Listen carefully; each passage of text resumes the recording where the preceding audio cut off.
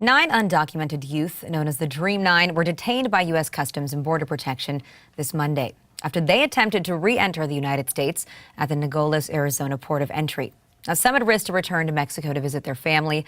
Others have been deported. And 4 who were DREAMA or DACA eligible willfully deported themselves to join the others in protest and to test the Obama administration's policies. Now, the protest grew with an additional 30 Dreamers joining in from the Mexico side of the border.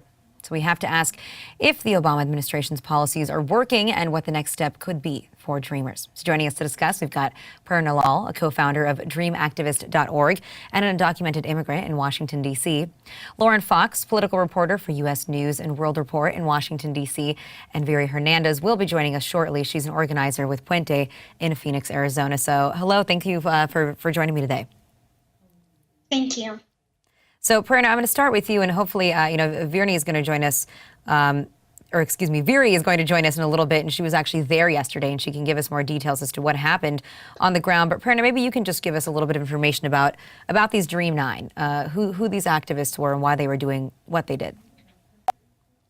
Well, the Dream Nine comprises of 3 activists in the U.S. who are undocumented, who grew up here their entire lives, who left to go to Mexico to bring back many others who have been deported by the Obama administration, at least 1.7 million deportations that have occurred in the past 6 years.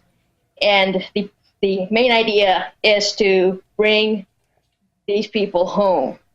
And the project is basically called Bring Them Home. And it's about fighting for people who will be left out of immigration reform. And so what's their status now, too? Like I said, a lot of other people joined, 30 other people joined on the Mexico side of the border, but the Dream Nine in particular, they made it across the border and then they were detained by immigration authorities, right? Yes, they were detained by immigration authorities, then they were taken to Florence Detention Center and then transferred to Eloy Detention Center. And right now they are detained by the administration and awaiting. Not sure what fate they have, but we're asking everyone to bring them home. And, Lauren, from your reporting that you've been doing on this is certainly not the first time that we've seen activism amongst young immigrants that can be considered as dreamers. We've seen dreamers walk across the United States, or at least a number of states, and make their way to Washington, D.C. We've seen them sit in John McCain's office in Arizona. Do you think that these types of campaigns really help to further their stories and to bring attention to it nationally? I certainly think that Dreamers have made a big difference in the debate, especially if we look at what's happened in Congress. In 2010, we had the Senate and the House both struggle to pass the DREAM Act. It actually failed in the Senate. And a lot of those people who voted against the DREAM Act in 2010, I'm thinking of someone like Majority Leader Eric Cantor, a Republican, chairman of the Judiciary Committee now, Bob Goodlatte. They both voted against the DREAM Act in 2010 and since have reintroduced legislation in the House of Representatives that would create a new kind of DREAM Act called the KIDS Act. So I definitely think Dreamers have made a big difference and really changed the hearts and minds of a lot of these congressmen who for so long were entrenched in immigration and were against any kind of immigration reform to give someone a path to citizenship who may have entered the country illegally or overstayed a visa.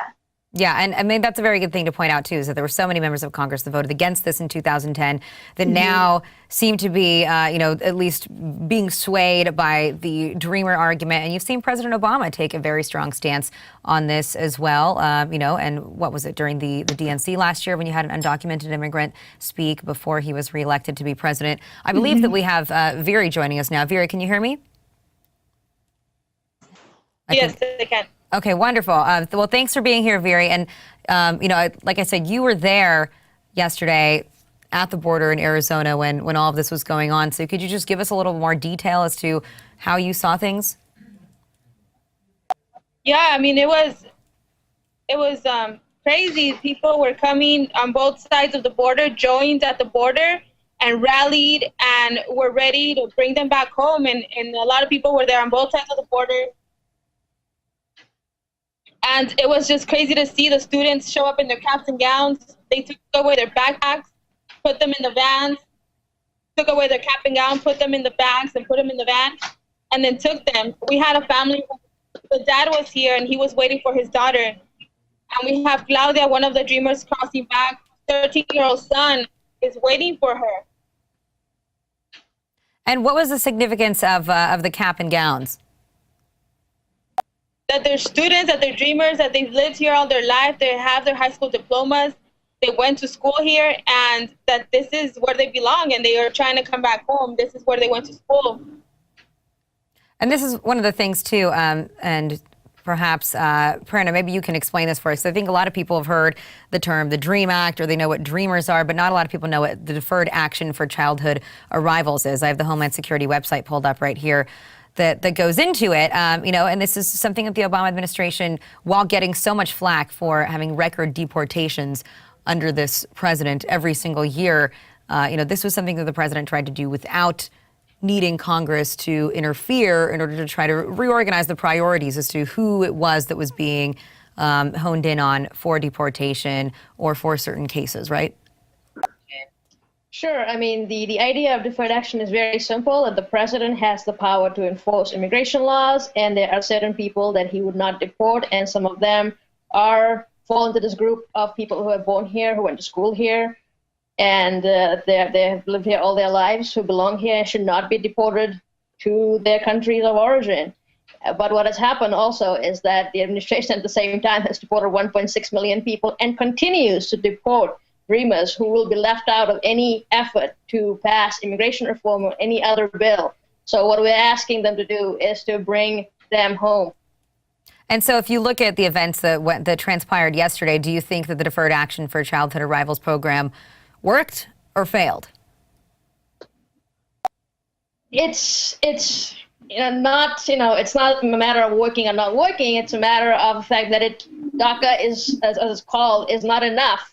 That we need to bring back the 1.7 million people who have been deported, who are divided by borders, who are divided from their families, who are ripped from their families and sent back to places that they don't know and are struggling to make it there. They need to all be brought back home.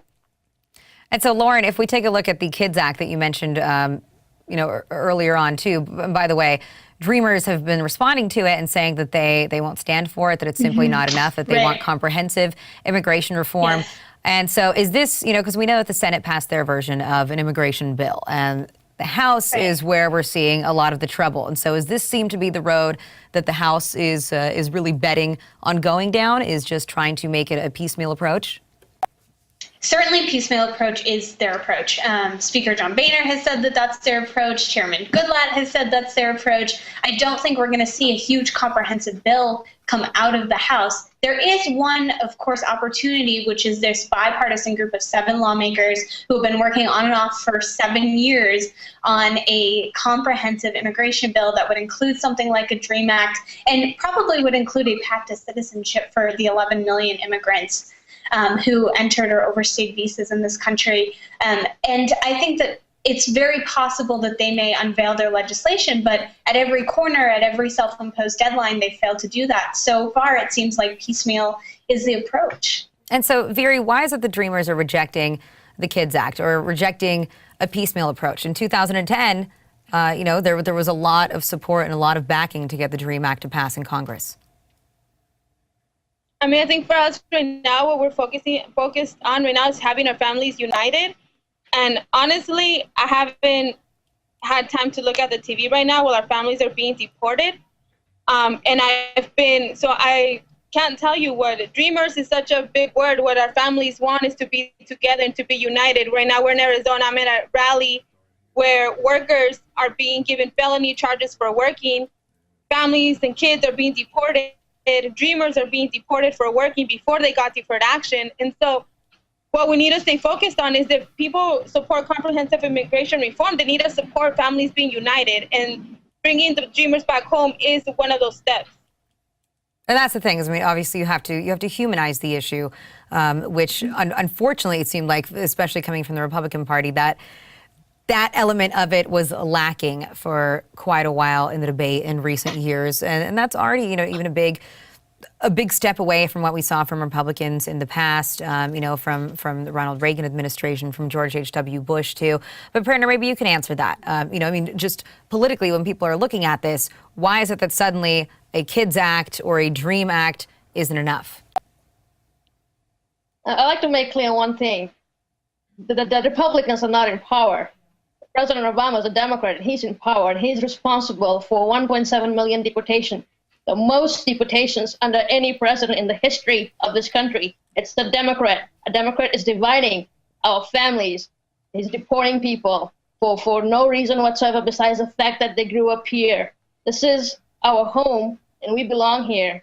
And I feel it's wrong to be focusing on the Republicans and what the Republicans are doing when it's really the actions of this administration that have divided and separated families. And that's a very important point to make. But just going back to it, right? I mean, if you want to talk about legislation that is going to go through, yes, the president his actions are entirely hypocritical from the rhetoric that he has put out there in terms of supporting a pathway to citizenship and yet at the same time having record deportations under his watch. But he at least has supported policies like this for going forward, right? He said, if you put an immigration reform, a comprehensive immigration reform bill on my desk, then I will sign it. And so I guess my question would just be, are Dreamers afraid that they might be shooting themselves in the foot right now? If they say no to something like the KIDS Act, are they afraid that it all might fail and that, this specific subset of undocumented immigrants might suffer too? Or is that just a risk that they're willing to take?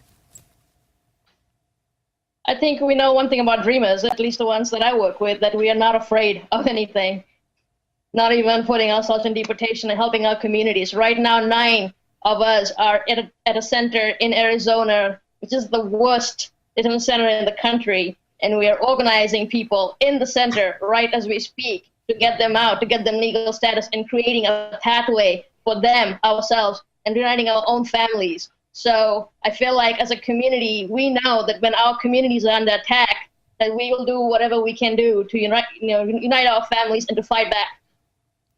And Lauren, how do you think that this plays out? Let me just pull up another piece from House Republicans today. This is Elise Foley, who's a reporter for Huffington Post, wrote that a number of Republicans are saying that Dreamers might get citizenship, but their parents shouldn't. And, certainly I think that, does it make people more sympathetic to think that, children that were brought here not of their own free will, that came with their families at a certain young age, that they surely get a chance or should have a chance to have a pathway to citizenship? But do people look at it differently if we look at statistics and polls and just public opinion in general as to the adults that they see as knowingly breaking the law? Definitely. Public opinion on a path to citizenship for 11 million immigrants who entered the country illegally, the Pew numbers that I've seen from March showed 43% support that. But I think that you'd be hard-pressed to find many lawmakers, including Republicans, including Democrats, who would say, oh, well, I think we should deport Dreamers. I think we should deport people who came here as children with their parents. I think that becomes a real rallying cry for a lot of these Republicans, and it's something that they have slowly gotten on board with. And so I do think it becomes more of a push for the 11 million immigrants. And some part of that comes from this rule of law concept that Republican lawmakers keep going back and back to. And of course, there's some on the very extreme end, like Steve King from Iowa, who just say, look, it's unfair. There are people like Ted Cruz who say it's unfair. So I think that it's a little bit tougher of a sell. Of course, there are some Republicans who got on board with a comprehensive immigration bill in the Senate that included a path to citizenship for 11 million people. So I don't think that it's a lost hope, but I think that it's a little bit tougher to convince some of these Republicans in the House. And so, Prerna, do you have any response to that? Listen, it makes perfect sense to me, right? That you don't want families to be broken up, that you want to give people an opportunity. But unfortunately, there is a hard line approach within this country and within, a lot of the public perceptions as well. So how do you expand this argument to get people on board with giving a pathway to citizenship to all immigrants and not just Dreamers? We get so many calls from Mexico and other countries as well, from people who have been deported. in the past 6 years who just want to come home to their families. And in many cases, we have realized there's no pathway for them. There's no pathway to citizenship for them. And so we have taken the bold action to create one. Walk up to the border and ask to be, and let into the country because we belong here. And it seems to be working as far as I'm concerned. So the idea here is that we organize our own communities and we fight back against deportation and punitive policies that have been brought upon us by the administration that is in power right now. Lauren, also you brought up Steve King, and so I have to play a clip here. And this is something that the Republican from Iowa had to say today about the DREAM Act. They will say to me and others who defend the rule of law, we have to do something about the 11 million. And some of them are valedictorians. Well, my answer to that is, and then, by the way, their parents brought them in. It wasn't their fault. It's true in some cases, but they aren't all valedictorians. They weren't all brought in by their parents. For everyone who's a valedictorian, there's another 100 out there that they weigh 130 pounds and they've got calves the size of cantaloupes because they're hauling 75 pounds of marijuana across the desert. Those people would be legalized with the same act. Veery, what do you even say in response to that, to that kind of really demonization of immigrants that, not everyone's a valedictorian. And so if they're not a valedictorian, then they obviously must be a drug dealer, excuse me. Yeah, I think that's kind of the useless rhetoric that has gotten us where we are.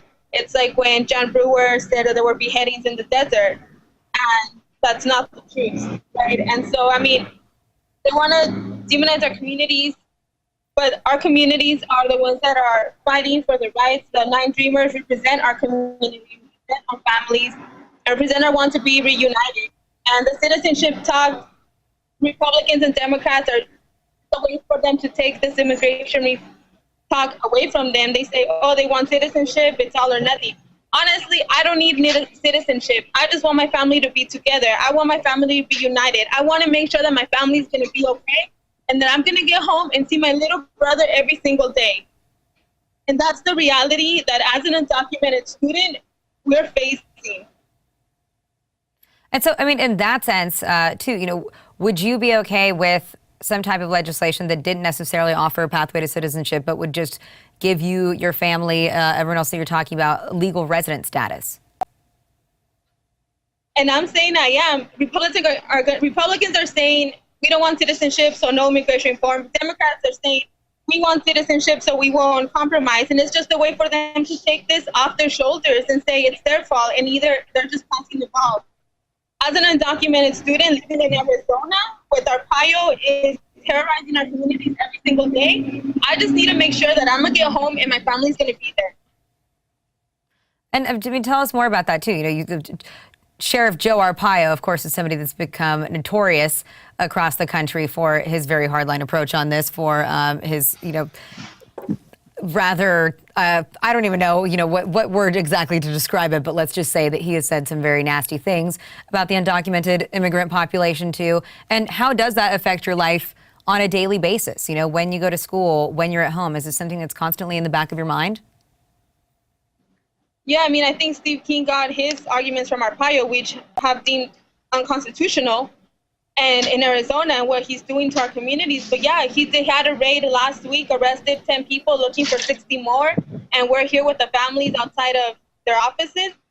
And it's every day. You don't know if you're going to get home and your family's going to be there. And I think that's the reality all across the country. But that came from Arizona because that's how Arizona has been the center of these anti-immigrant crazy bills and crazy people like John Brewer and Joe Arpaio. And our Democrats who don't stand up for us, like Ed Pastor, like Congressman Ed Pastor and other congressmen who are not standing up for our community. So, every day I have no idea if I'm going to see my brother and sister again, if I'm going to see my parents again, or if I'm going to get home. And Prerna, what's it like for you? I think it's so incredibly brave, too, that so many undocumented immigrants these days do come out and openly say, yes, I'm here, I'm undocumented, because they want to highlight, the need for reform in the country and the need for some kind of change. But are you worried on a daily basis? I just want to echo what Veery said about the fact that a majority of undocumented youth that I know and undocumented parents I know simply just want to be able to work in this country without fear, and that both parties have actually hijacked our feelings and our needs on this path to citizenship language, which, if you really think about it, what does path to citizenship mean if you are Trayvon Martin in America? And what does it mean if you are a black man, seriously?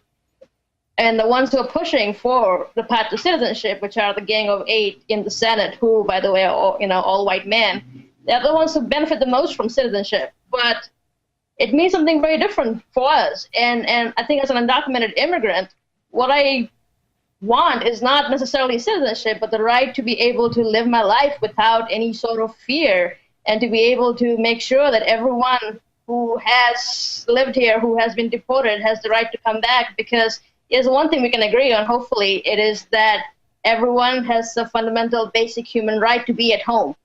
And so, and to not be afraid to be at home. So that's what you're focused on here. And do you care to elaborate at all too? I mean, just on a daily basis. I mean, everything that you say makes makes perfect sense. But on a daily basis, what's it like for you? Do you worry, when you come home that somebody might be there waiting for you, wanted to take you to a detention center, or other acquaintances of yours that that are also undocumented? And I worry in general about undocumented people who are not as connected. But what we have realized from organizing over the past few years is the more visible you are, and the more you are in the media, and the more you're out there making connections with people, talking to people who are undocumented, the more safe you are, in fact. It's the irony of being undocumented, is that your silence will not protect you, and being in the shadows will not protect you. And so, I mean, for me personally, I mean, I'm not afraid of being detained. And if you detain me today, what I'll do is organize at a center and make sure that hundreds of other people their stories get out. So I'm simply not afraid of those things. So there is safety in the numbers there. Lauren, how do you think that we can expect this to continue playing out if you look at Capitol Hill, if you look at all the other forces that are involved here too? I mean, of course, there's something like public opinion. There's a level of xenophobia attached to things like this, but there are also very big moneyed interests. We talk about these detention centers, and that the private prison industry is cashing in on helping to build some of these detention centers. They're helping, to write some of this very strict immigrant legislation in states across the country. And I will just say, I completed a trip to Texas and went on an immigration trip there, and I did a lot of ride-alongs. And one of the things that kept coming up, there's a county 70 miles north of the border in Texas, Brooks County, and they constantly are full. Their detention center is full. The population is about 5,000, and they have 600 beds, and they constantly are full. They keep building more centers there just to detain more people.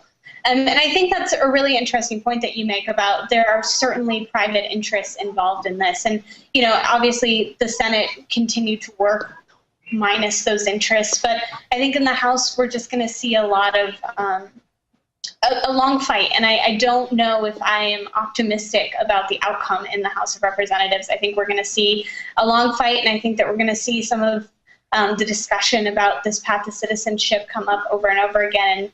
If anything passes, which I hope it does, it's going to happen soon, because we have budget fights in the fall, and there are going to be a lot of other things distracting Republicans and Democrats. Sometimes it seems like Congress is a one-track mind. Vera, I know that you have to go. Before you leave us, if you can quickly tell us, are you optimistic for how this might pan out, whether or not comprehensive immigration reform might happen this year?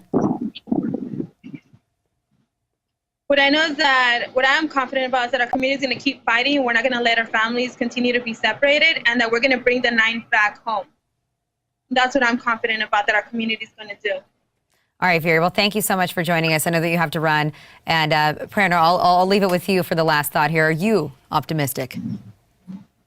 I'm very optimistic that our communities have, after so many years, about 16 years of being promised comprehensive immigration reform every single year, have started to organize and fight back, and realize that when we're under attack, we have to organize and fight back, and we have to reunite our own families ourselves, because we can't expect Congress to do so. And so I'm really excited to see what's going to happen, and I'm very confident that it will bring everyone back home. And of course, we'll keep our eye onto what happens to to the 9 people that are now being detained and what might happen with them in the future. But it takes brave acts like that, of course, to highlight the situation. So, Prerna and Lauren, thank you both for joining me today. Thank you. Thank you for having us. All right, guys, stick around. There's a lot more coming up on HuffPost Live.